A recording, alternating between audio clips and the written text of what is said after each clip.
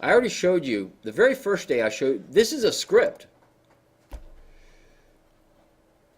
Basically, whenever you create a publish file, you've just created a script. You just created a list of commands to do. If I stripped all the percent signs, double percents, and stripped the whole lines, I would have a script of just commands. It creates the angles from 0 to 360, stepping by 5.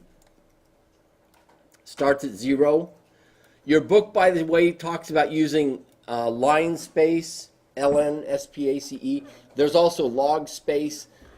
Those functions create linearly spaced numbers or logarithmically spaced numbers, either one, depending on if you use linspace or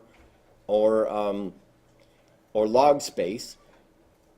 This method, basically the first number is what you start with, the second number is a step, and the third number is the end. So start, step, end. That's what this is all about right here. Let's go to linspace. Get help. Here's another way to get help. So you can create a list of numbers this way. The way this works is it will create, if you just give it 2 numbers, it'll make 100 numbers in between them. If you give it 3 numbers, it'll give you n numbers in between. So equally spaced points. So let's go ahead and try it. Linspace, and let's start 0, 10. Let's give it 10 numbers. It'll make 10 numbers. They're weird, aren't they? It'll divide the interval between. It'll divide into 10 intervals. So you'll start here, you'll stop here, and then you have 9 numbers in between.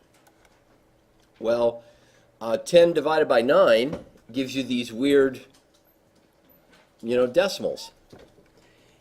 On the other hand, if we just do the vector part,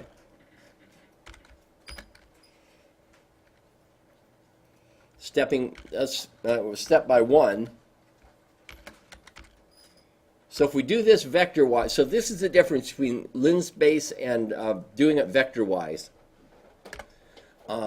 This way we get 1 through 10, but take a look. It's 11. There's 11 numbers here. There's not 10. So that's the difference between linspace and creating the vector. If you want linspace to work right, there we go. Just remember this about counting. 0 counts as a number. So there's actually, if you want to step by 1, then there's actually 11 numbers. 0, 1, 2, 3, 4, 5, 6, 7, 8, 9, 10. If you do this, you'll get these weird decimals. Okay. So we've already been doing scripts in Matlab. Let's see. Let's go ahead and do functions. By the way, let's see. Somebody worked on their homework and they used the input command. Let's go. That is useful to do. So let's make the script. Let's do what the book is talking about. Create the circle script. So we're going to create a new script. We're going to open it up. Here it's coming up in the editor. And we're going to go. This command lets you type something into the keyboard and it's set equal to the value of R. If you try to publish this, it won't work. So for the publish output, you'll have to do something a little different, and I'll show you what that is in just a second.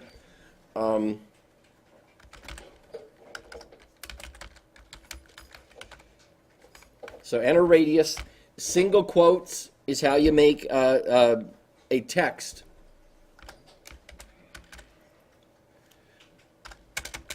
Single quotes, text.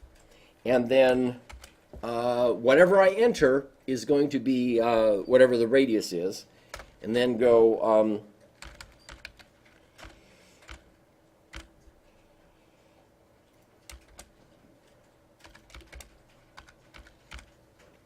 so I'm going to make 72 points stepping from 0 to 360 degrees. I'm going to suppress the output. I don't want to see it. So x equals r times cosine in degrees of theta. Suppress it. Y equals r times sine in degrees of theta.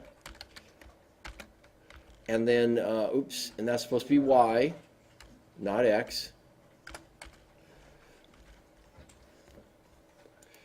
And then plot x comma y.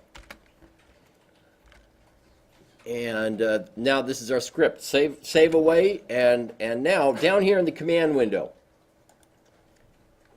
just type in the name of the script. It'll just run it. It'll ask you for an input. I'll give it 5. And it ought to give me a circle. You can change this so the scaling is uniform. And you guys, it's in your homework a little bit. You can figure that out later when we're doing plotting especially. So it looks like an oval. That's because this vertical scale is not the same dimensions as the horizontal scale. Okay. So that's scripting. And you guys will practice a lot more